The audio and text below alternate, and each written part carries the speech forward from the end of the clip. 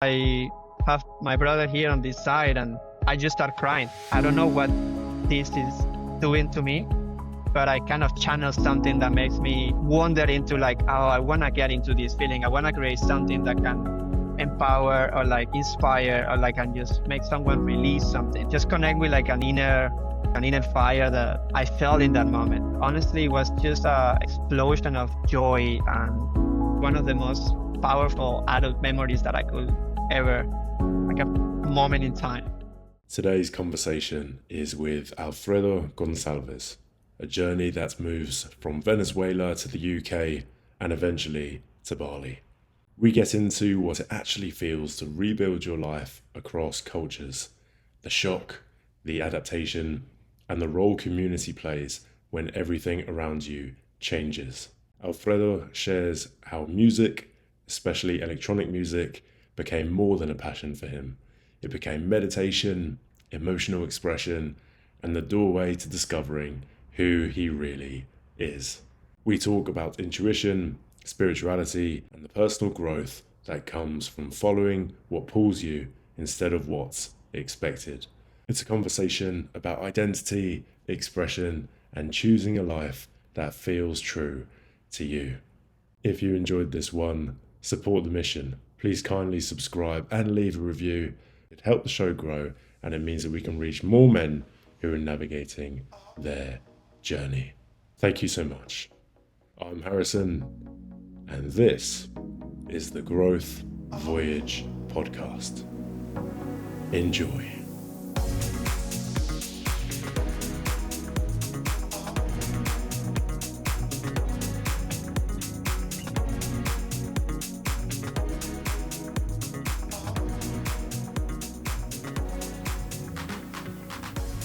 Vamos, hemos empezado. Alfredo, welcome to the show. Muy bien, gracias. Thank you, brother. Ati, it's something I thought about actually, that we've probably spent most of the time talking to each other in Spanish. So, but actually, by us talking English to each other just now, it's a bit of a shift to the dynamic. Yeah, it is. It's always good to practice a little bit Spanish, go back to English, and like get to know the personalities. It's always a little switch of, yeah.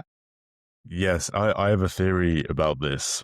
I think I've got two different personalities based on whether whether I speak Spanish or English. Because I remember when because I used to work in the Canary Islands and Barcelona, and then I stayed for quite a while in South America. And because of I think it's the accent, or just maybe it's the words or phrases that I knew, but I felt like I had a different energy. I could almost connect more with people speaking Spanish than English. I don't know if it was the people that I met or just the language itself, but it was really, really interesting. And obviously you've got a very relaxed energy about you, which I think draws people to you. And you're surfing over there in Bali. Yeah, I'd love to know a bit more about your background. Have you always been quite relaxed and go with the flow with life, or has that been a process that you've developed over time? Yeah, I think I always dreamed to living in Bali. I think the last few years I received so many messages from like childhood friends. I grew up in a neighborhood where I always was in communities. So I have like the people, all the friends that were in my buildings, like in my area. And then I have all my school friends, and then I have sports friends, and then uni friends. Like you always have a lot of people around. And the feedback that I got since I moved to Bali was like, wow, you finally make your dream come true. And you finally move to that beach house somewhere to serve, to like build your hub, like your community. So that was a little reminder of something that has always been part of me. Um, yeah, and then eventually you have to go through life into a different direction to realize where you're supposed to go. So yeah, it's a nice reminder from people that knew me in the early age to like, hey, you're following your path, like your way. That was Yeah, cool. Yeah, well, I imagine because it becomes normalized in your world, you have to remind yourself actually to practice gratitude. Be like, oh yeah, like this is what I'm literally surfing every day. I'm in a place that I love living. I'm surrounded by great people. Yeah, it's a dream for a lot of people. So I think it's also a good reminder for people listening too. You're actually not too far away from living your dream life. I think a lot of the time we can put it on a pedestal and it's a long time away. But I think this is why it's useful to just think about, okay, where do you want to go? Who do you want to hang out with? What do you want to be doing? And like you said, I think sometimes you've got to go through one path to realize actually I want something else. So has that always been your dream? What sort of direction did you have to go in or perhaps think you had to go in? And what was the what was the neighborhood like that you grew up in as well? I'm keen to hear about that. From Caracas, Venezuela. Um, we are really beautiful people. We are really strong connected in community. It was always about being together. My best friends used to call me like, "Hey, I got some pasta, bring some tuna. Let's gonna cook together." Or like, my mom make this. Or like, it was really together. Not like one family. It was more like a one collective. Um, and I spent most of my life until I was 22, 2014, in that environment where it was struggles. There's a lot of politic situations going on. The government doing crazy stuff there, and it became really dangerous. And then after being in that kind of environment where is so socialized and it's such a welcoming in a way for us to be there, like moving to England, it was like total opposite in January, winter. I'd never been in England before, and yeah, I think that change was drastic. And honestly, I think sometimes it's hard to understand why that step needs to happen. So you have to trust your gut instinct and trust like that life. Like when you ask something in life and to life, to God, or to a higher self, is you have to embrace when He give it to you, you know. And it's one of those moments where fuck, I really complained. I really wanted to get out of the country, maybe like get opportunities somewhere else. And then all of a sudden I was in London studying English with an English family that adopted me for like 6 months. Um, and it was really scary, honestly. Like the change was like what's happening. So yeah, I did um I did 6 years in London. I moved anywhere in London, everywhere. And then I was really embracing the whole culture, but I always felt a little bit out of place. And I that's when I got into music production in UK. I got into music because I have always been very sensitive. My mom used to sing in the piano when we were really young, so we always were connected somehow through music. We got musicians in our family, like some uncles, like grandparents, were into like bands of salsa or like things like that. So it has always been, as a being a South American, you're always really connected to rhythm and to energy and music and tambores, like the drums and this grounding energy. So then, yeah, in UK, I experienced like a first time festival of like what electronic music is, like what techno is, and this community, these collectives that get together to celebrate, like to party and it's in one of those moments that I start feeling like, wow, this is like home in a way that you can hang out with everybody. Like people are opening to share. Like it was an interesting energy boost that I got. Mm, Yeah. yeah, I can definitely see that. You suddenly found a part of you that was from Venezuela, perhaps, or a bit of connection to yourself again. We'll dive into that. I'm keen to hear more about that transition, though. So, did you say an English family what took you in or adopted you? And talk to me about that transition. So, because I know a lot of Venezuelans, they ended up going to the Canary Islands. I think as okay, right, let's escape Venezuela and then we'll go there. So, I'm also keen to hear about why why London. Was it just there was opportunity there? did you know any other Venezuelans who had come over as well? Talk to me about that process.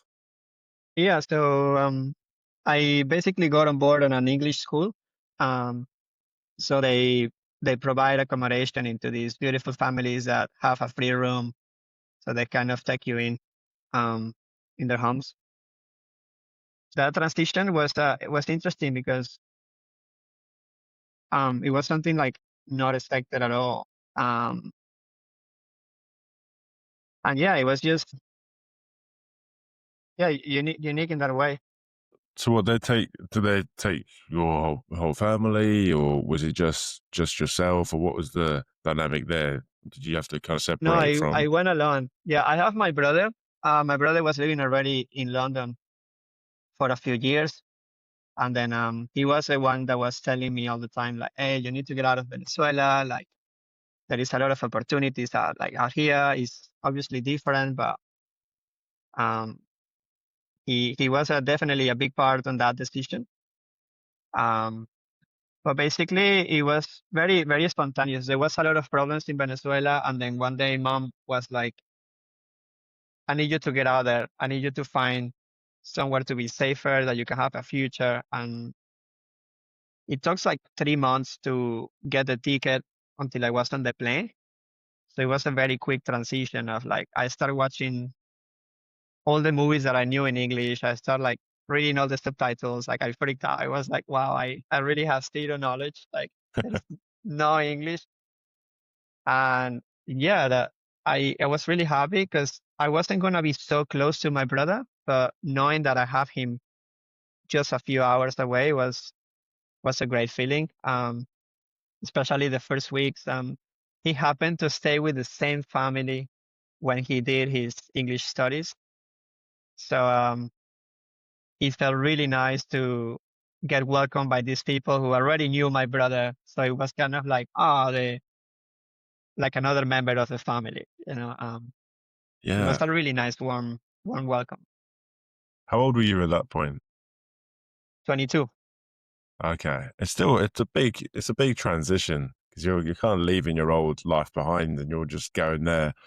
On the outside looking in, I'm like, okay, that's kind of exciting because it's just a completely new opportunity. But I imagine there's a lot of potential fear there as well. You know, new country. Again, you're talking about like learning English, and yeah, it's a big transition. So I can imagine going there and the cultural differences as well. Like I imagine if Venezuela's like anything like the other countries I've been to in South America, I think as you're alluding to, there's a warmth, there's an energy there. People tend to be very open.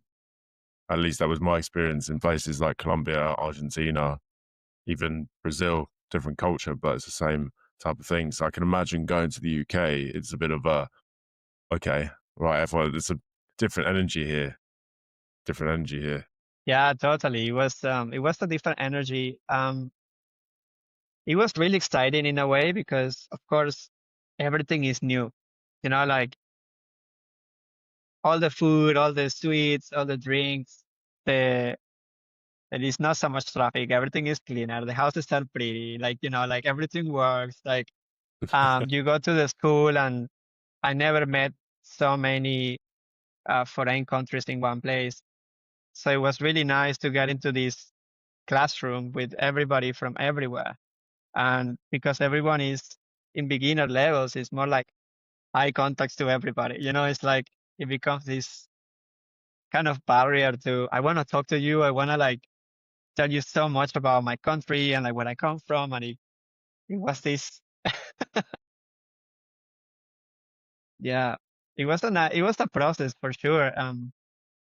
Some days were easier than other. I think I have to mention the family was doing this tradition where every dinner we share it in the dining room, and it was a matter of communicating. How was your day? What did you learn today?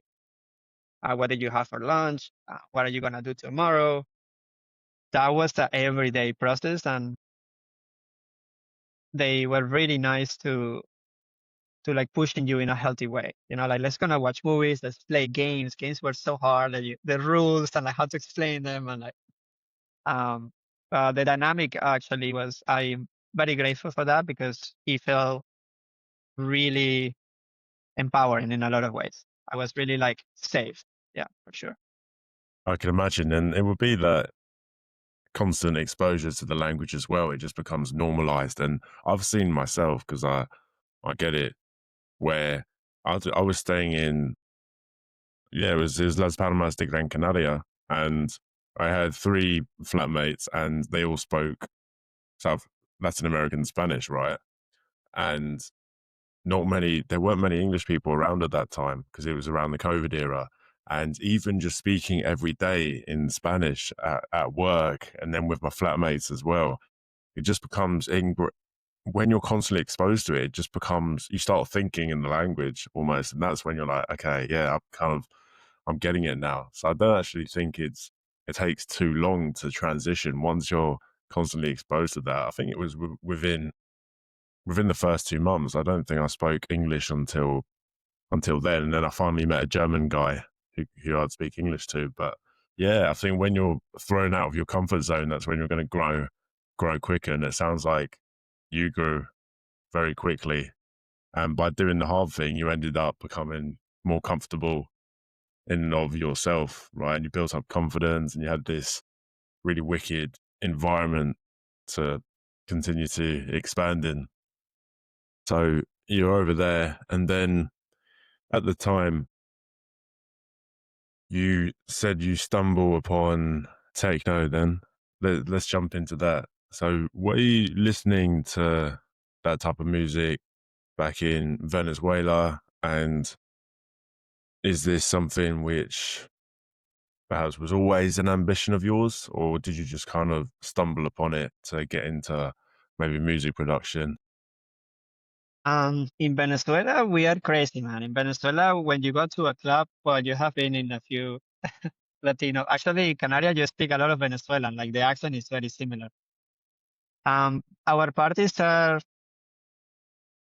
a bit of everything. You have like from reggaeton to merengue, salsa, hip hop, electronic.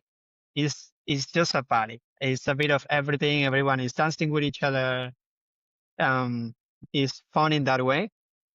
But I have to say, I never experienced like a proper electronic culture until I actually went to England.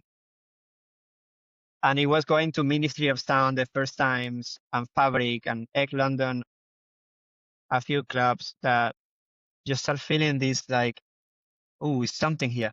Back then, it was the bass house. It was big room. It was like EDM, like all these really commercial, really loud bangs and really fun music. It was a bit of mix with garage, which is also from UK. Like, um, yeah, it was an interesting introduction to it. I was like, there is something here that I can feel connected to. Like, I don't know if the percussion or like just the energy of it. Like, it's really hard to explain because it wasn't logical. I never did production. Like, when we were really young, my older brother learned a little bit of music production and we did a track together when we were really young. Um, but that was it. It wasn't like something that I was just pursuing. It was something that came in the first or second year when I moved to England. It was more like a feeling. When I went to the club, I was feeling like, wow, like this is making me feel something good. So like, how good would it be to make someone feel the same? Like, how can I um, jump to the other side? You know, like, and then I have an interesting thing. I have to Google it because they call it, it's like a momentum in life where I have one of my dreams to go to EDC Vegas, which is the electric dance carnival, and it's the biggest electronic festival in the US. It's in Vegas.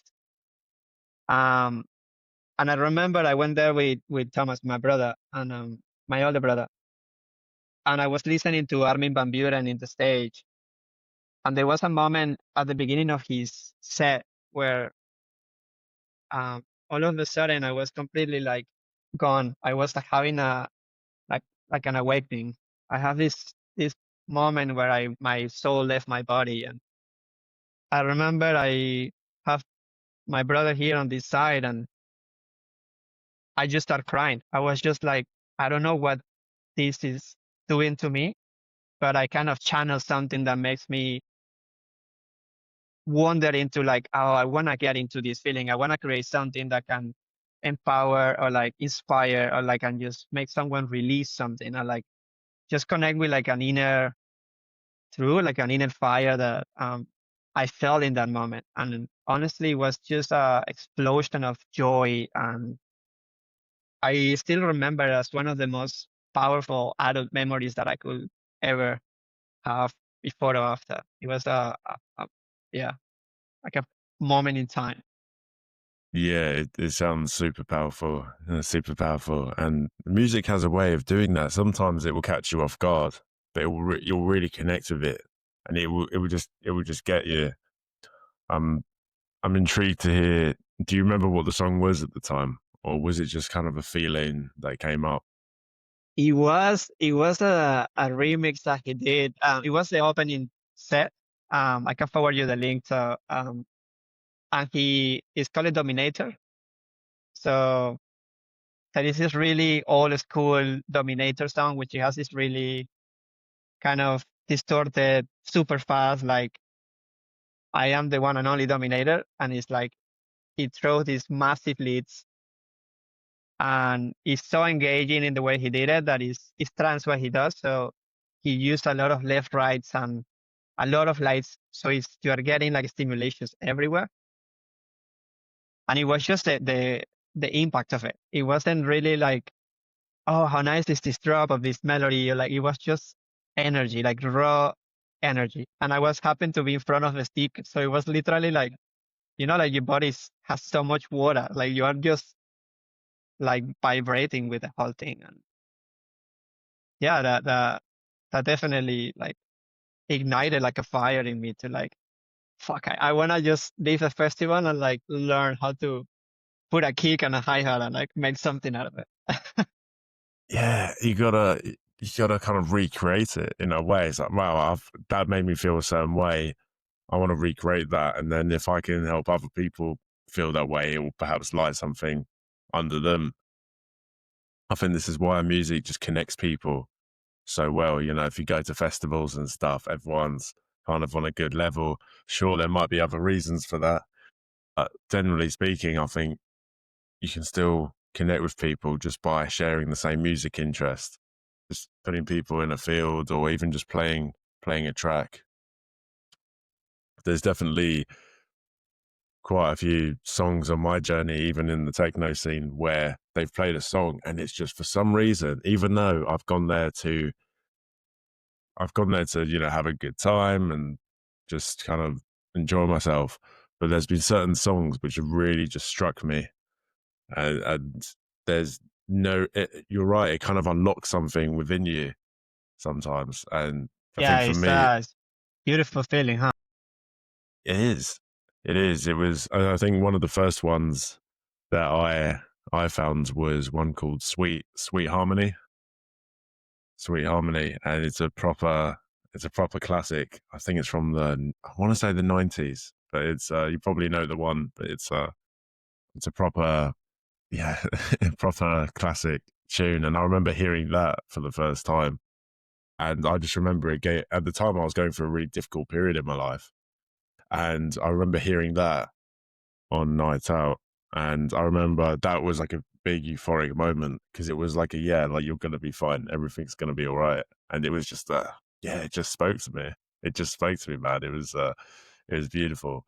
So I'm keen to hear about your journey with music production. I know you said you tried a bit beforehand with Thomas and you delved into it, but now you've had this spark. Did it give you a big sense of direction then? Perhaps a sense of, okay, this is what I need to do. And what were you looking to do beforehand, whether it was work wise or anything else? Do you think that was the thing that gave you a bit of direction?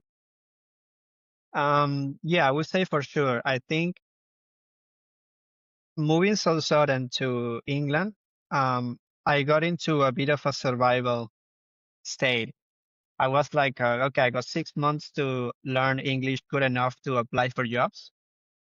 So I started this transition of, okay, I started working in a Starbucks, and then I worked with another cafe, and then I became a barista maestro, and then I got into retail. So it was years just passed, it was just the next job, the next opportunity. And um, that was also really scary, like how quickly life passed in London. Like you just work, work, work, and like it's all spending, spending, spending. And I think music production got me into a state of meditation and like going inwards.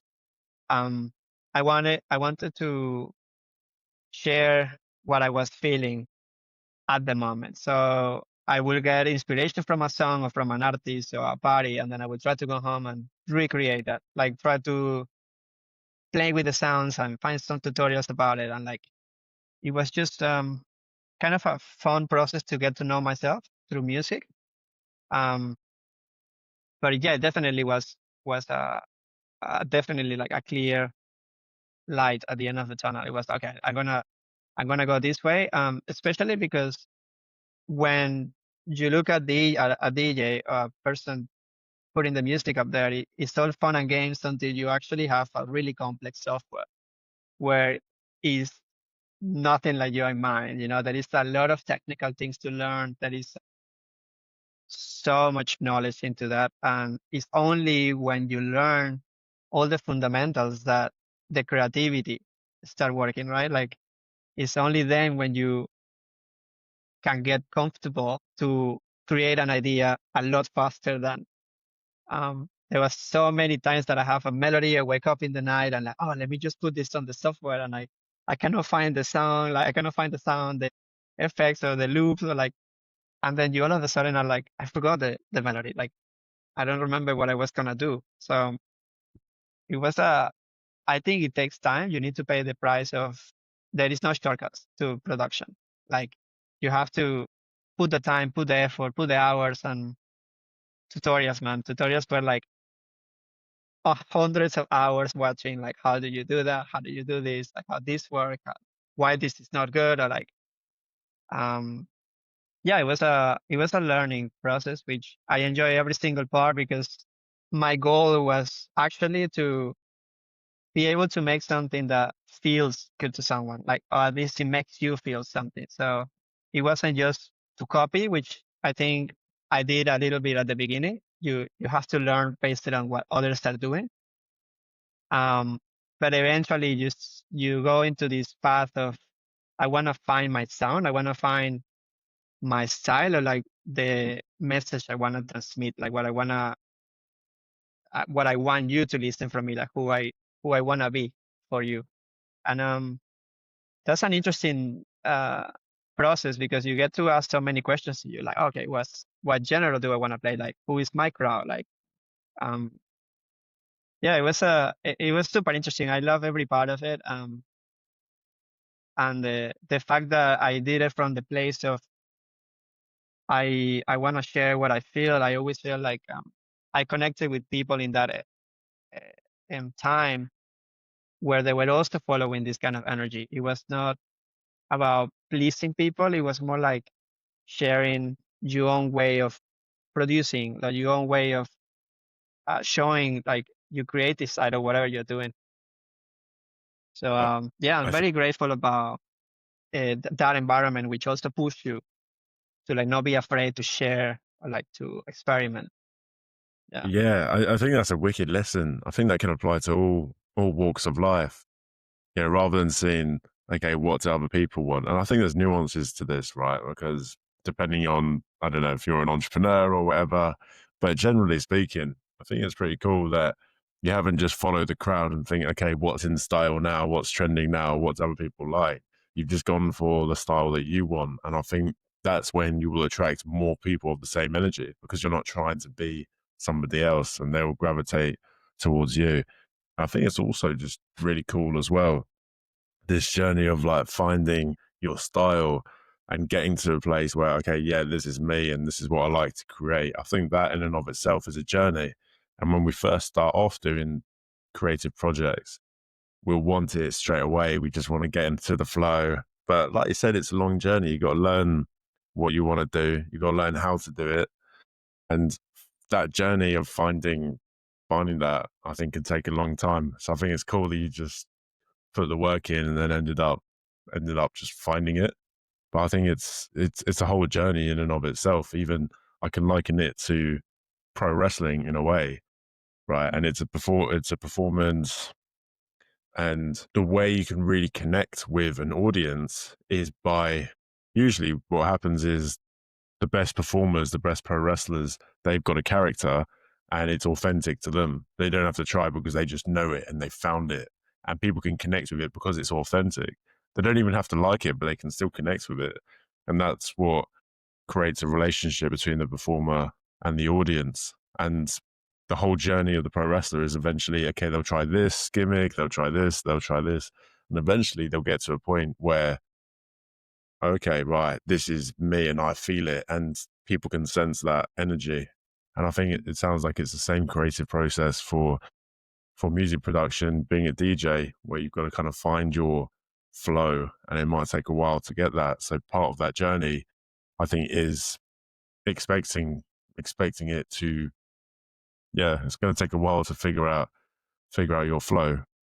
So I really Yeah, see for that. sure. I think it takes time. Like sometimes it could be, and actually you cannot even force it. Like it's something that um you prepare yourself, you find creativity somewhere, inspiration somewhere, and you have to let it happen. I recently saw a video of Axwell and Ingrosso from Swedish House Mafia, and they were said, like some of the best songs that they ever made, they came from boredom. They were just bored in the studio for 3 days, and it was like you cannot force this, like it can take time to to develop something that you feel like, oh, actually this feels good. Like you just have to be present and to really like put the time and the effort to don't get distractions from what you want to do, and trust that it's gonna work, like for sure.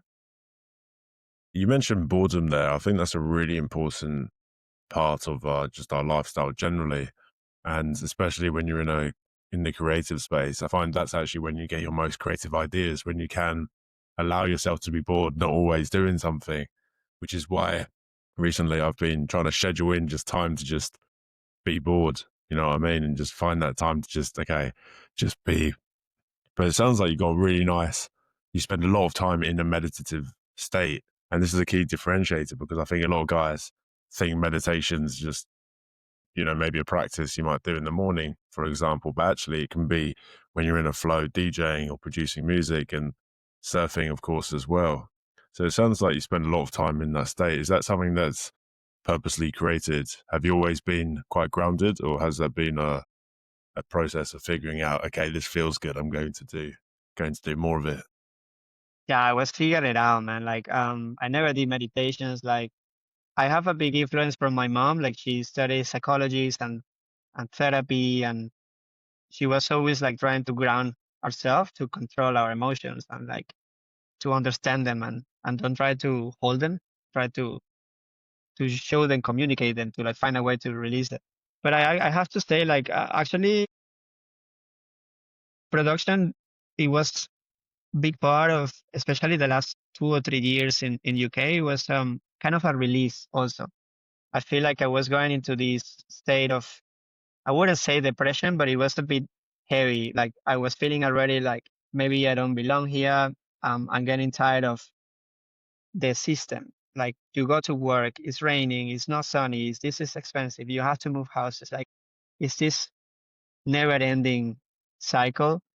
Um, and I was feeling a little bit trapped. And I think one of the things that helped me back then was a lot techno, because I could release energy. Like I could produce, I could play in a club, and all of a sudden, like it's a therapy for me. It was like I can release it, so tomorrow I'm like happy again. It was like, which is a fine line of healthy and not healthy. Like it can go, there is a two side on this coin, and responsibly saying you have to always look for why are you doing it.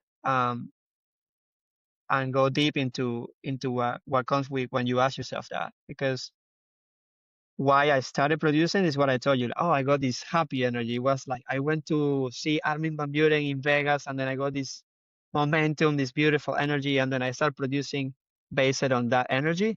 And at some point along the way, I started producing darker, like some keys that were like minor keys, and then I started getting into like a state of no, I wouldn't call it rage, but like a state of releasing. So it was like, oh, I'm gonna make higher BPMs, like no vocals, no melodies, like let's just go.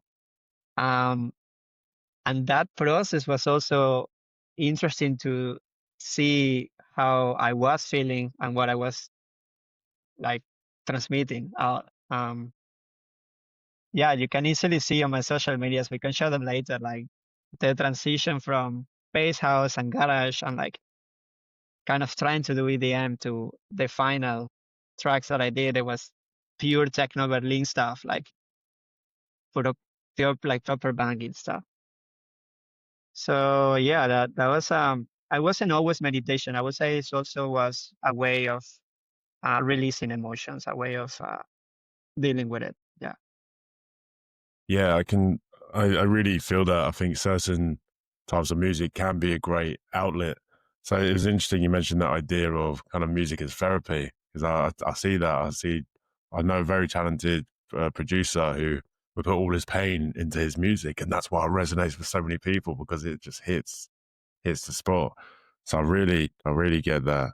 And I can also imagine how it's also a bit of a fine line as well. Is this escapism or is this actually a therapeutic process? But I know what you mean. Like some days, if I'll be in the gym and I'm thinking, okay, what sort of music do I want to listen to here?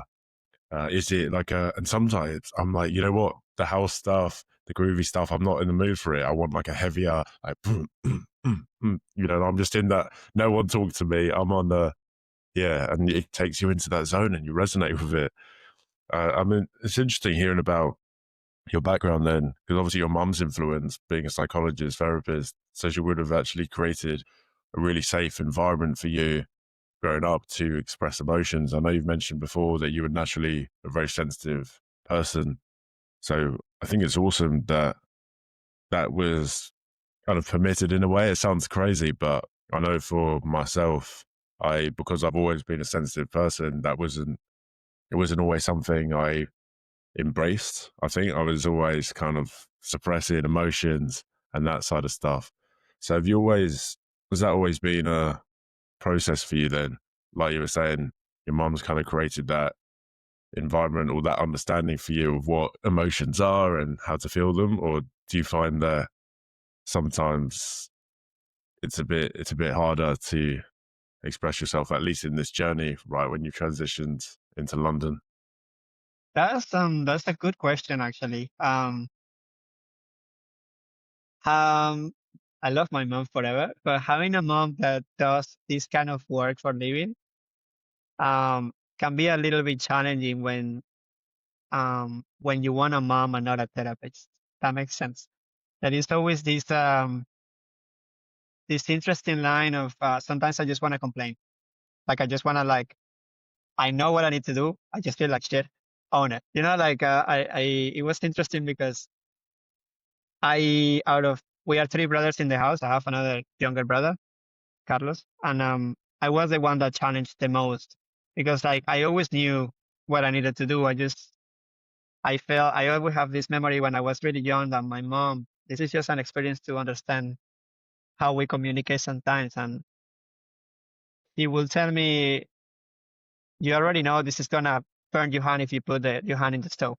And I was like, "Yeah, but I need to put it once, get burned, and now I know." You know what I mean? Like I need to experience it. And that kind of have been always my ultimate way of learning is to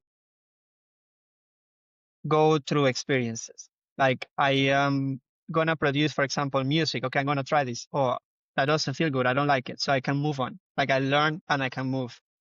Um, but that relationship of communication was more like I'm gonna do it and risk it. I'm gonna try to learn from it and experience it rather than just studying it or analyze it or asking somebody. It was like I just do it.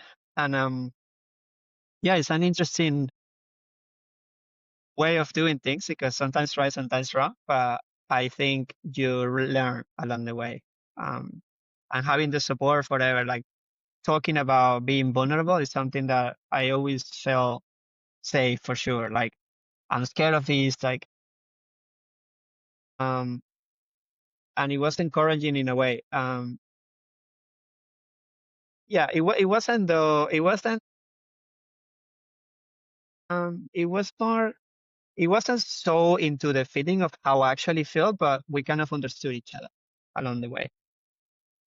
Um I have to say though, the last years of music production that I did in London, when I was getting a bit more into the state of depression, that I was very tired, you could hear through my music how I was feeling. So that's when I have one of these conversations with mom where she was like, I like your music, that's fine. Are you okay though? Because the sound of the music was getting heavier and darker and like, yeah, mom, I love it. Yeah, listen, it's so good. But deep down, especially now in Bali, which is a completely different energy, when I listen back to it, I can understand my body gets tense. Like it's this fuck, I see it, you know?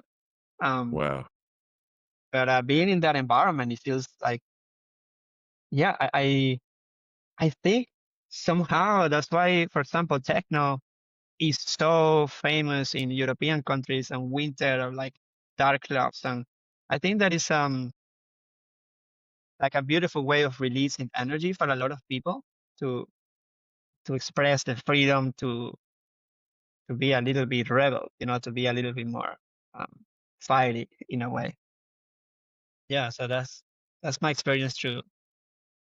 Yeah. Yeah, well, this is a really great point because I find that, like you said, it does provide somewhat of a release, and sometimes, like you were saying, sometimes the right thing to do is okay, take a breath and analyze stuff, but sometimes you just want to embrace it. Do you know what? I'm in a shitty mood today. I just want to be like this, and I think as long as you don't transmute that into your outer reality and hurt other people, then I think sometimes it's just cool to just you know what, okay, just let me just be in an awful mood, and I think sometimes that kind of helps in a way, just disarming it, just being like, okay, you know what is what it is. I know the sometimes in those states I'm just like, okay, maybe if I could just take the thought process out, so I'm not really thinking about anything and entertaining thoughts which are unnecessary. But if I just feel it and just feel this anger or whatever needs to come out rather than just trying to solve it straight away. So I can relate to that. And I'm also keen to hear about this like depression period. Then obviously you mentioned looking back now, you can see how you would have felt a certain way at the time listening to the music. Were you aware of what was going on? Did you think about why you might be in that state, and how how did you manage to sort of claw your way out of it? Because it can be quite tricky sometimes when there's so much fog. Sometimes you don't actually know what the next steps are in that situation. Yeah, um I think I started getting aware when I started attracting the wrong people. I realized that my frequency was projecting in a way that, how you feel is how you attract your environment, like your people, your contacts, the people that come to say hi. Is different when you are really happy and when you are really upset. Your circle change really quickly. And I started noticing that when my music was getting darker, I only realized because the parties that I was going and I got invited to VIP here or this there or someone's house, the circle became more toxic. And then I realized there were very successful people that have so many traumas they don't want to deal with. And they deal with it with like drugs or like more parties or like expensive holidays or whatever. They just need to do something about it. And I realized, wow, even if you are successful, like you got money, you have fame, you have this and that, you are completely fucked. Like you are not actually happy.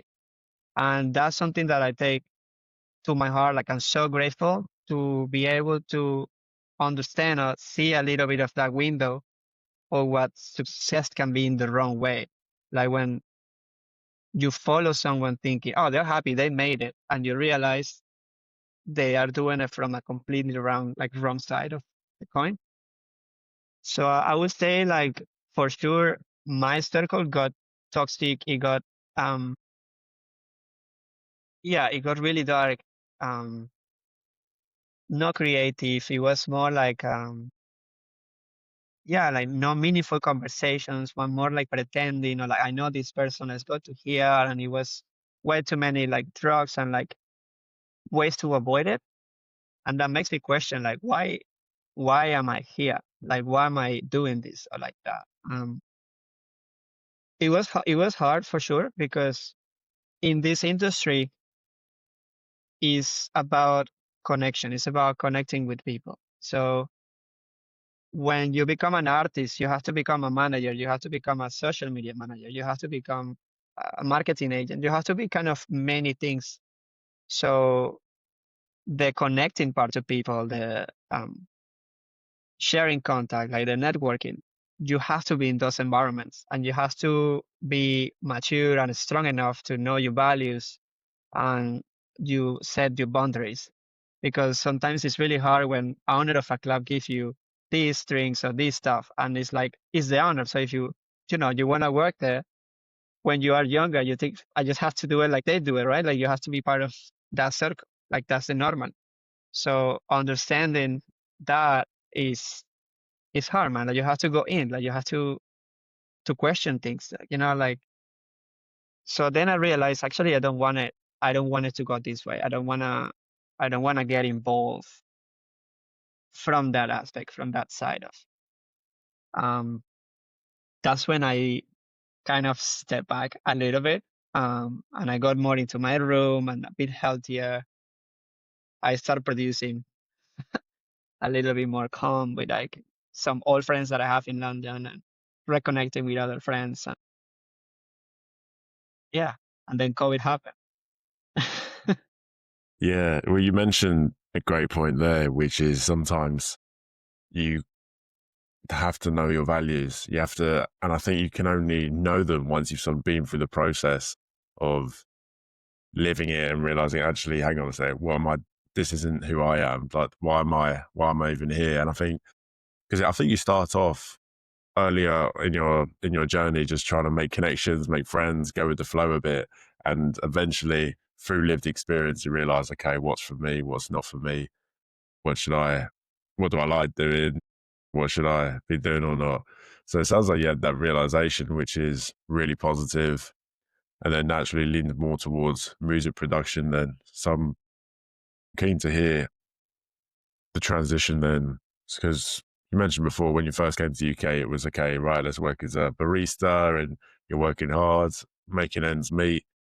So I want to hear about that transition then, because I presume at this point your dream is to, okay, I want to be DJ producing, I want to be doing this all the time. So I'd like to hear that transition, and I imagine COVID times and onwards, I imagine actually catapulted that in a way because you've suddenly got all this concentrated time. But I'd love to hear how that went for you. Yeah, well, in London, it was, yeah, working, changing from job to job. I, I connect a lot with people. I have always have this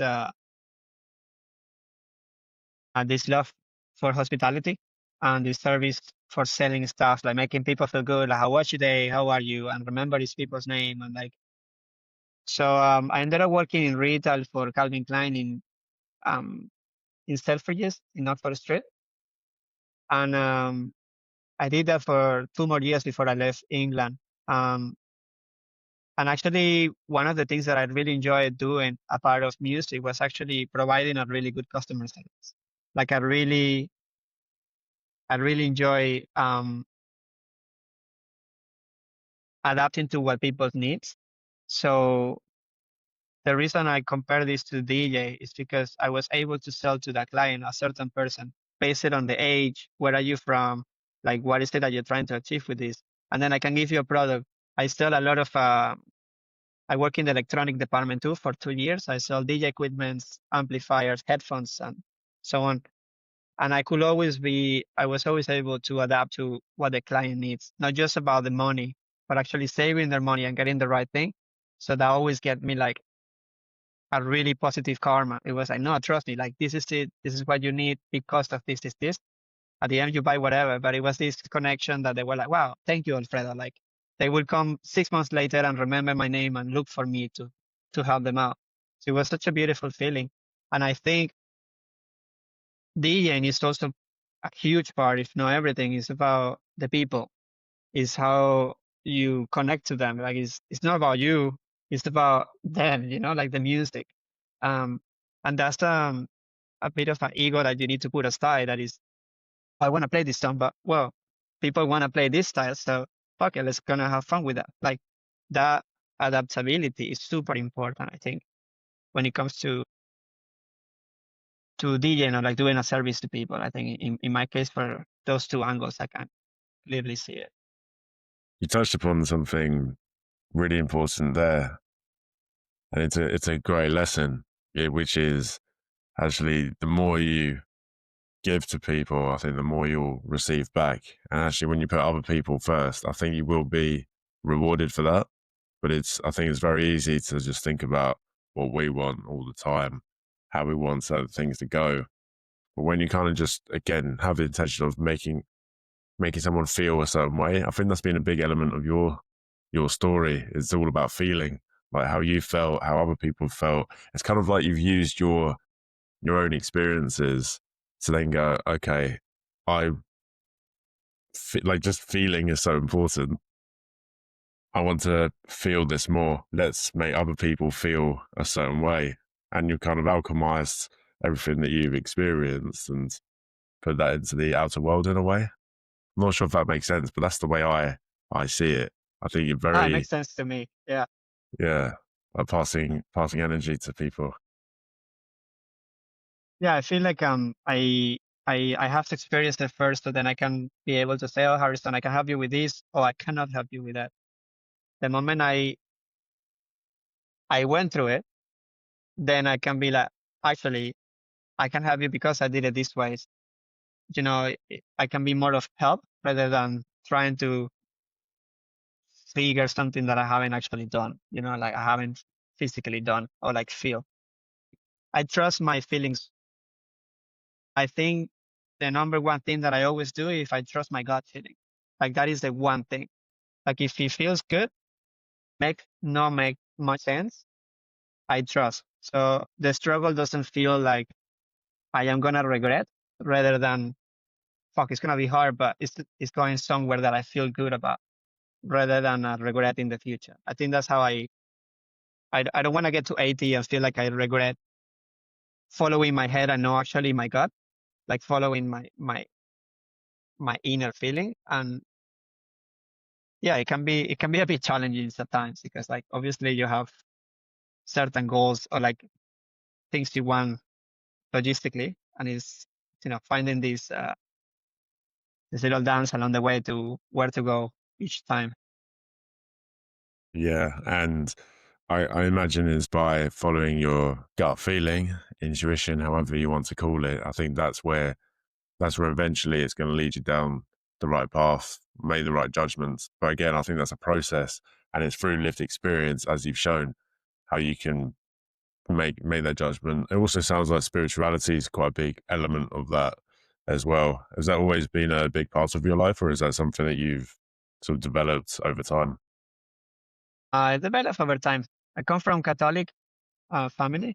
Um, I baptized Catholic. All the schools in Venezuela, most of them are religious, Christian, Adventist, uh, Catholic.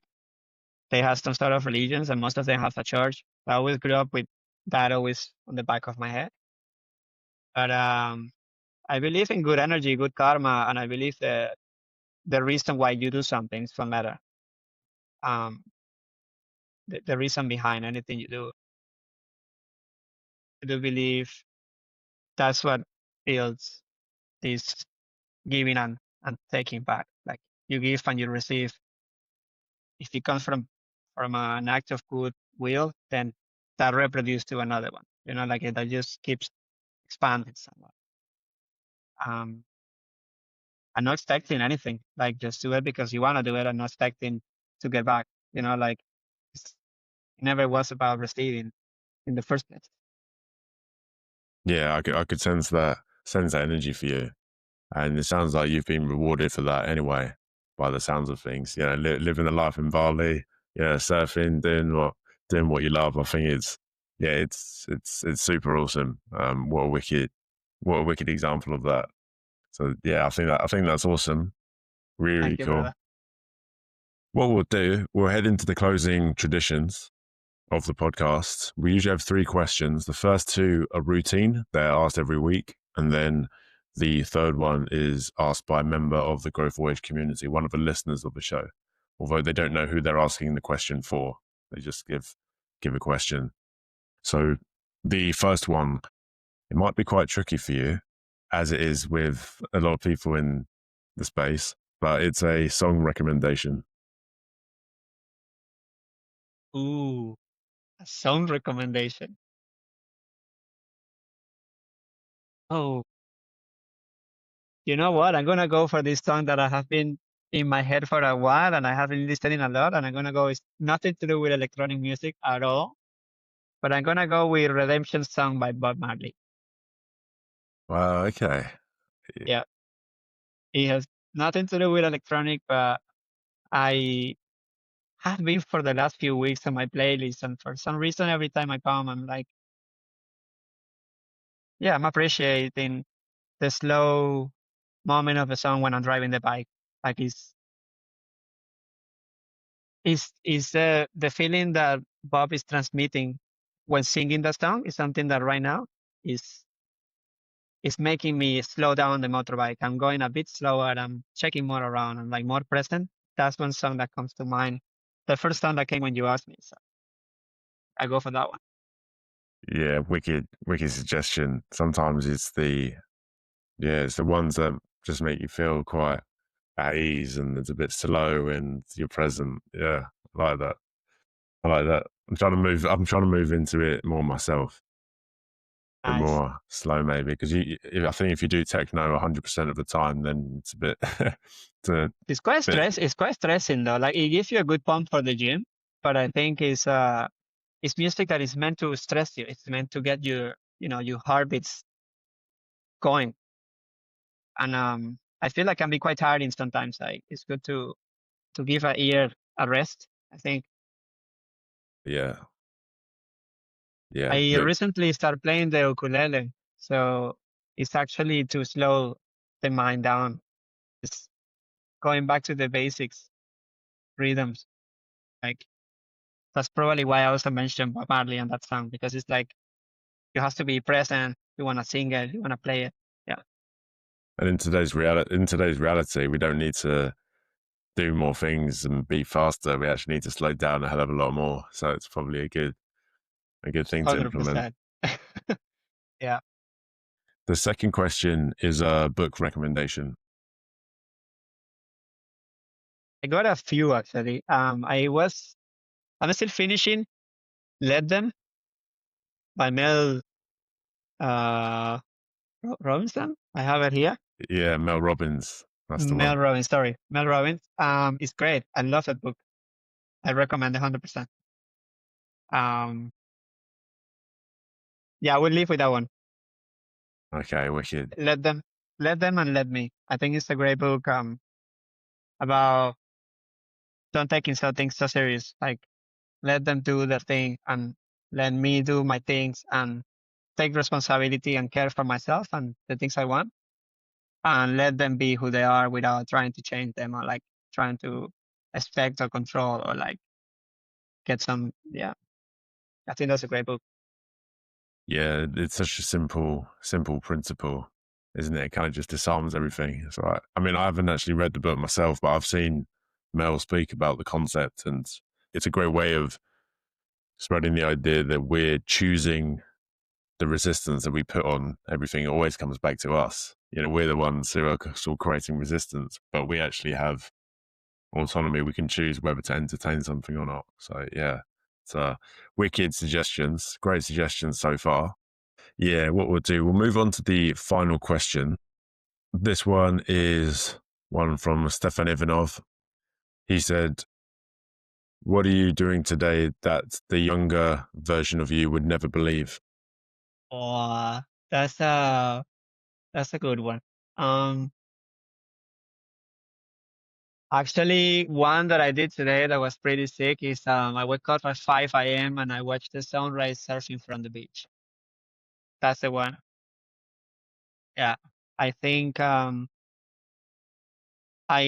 don't give for granted the time that I have in Bali, that I make the most, not every day, but I try to really make the most every time I feel like the days just pass by. I just like to recap what was the my favorite part of the day.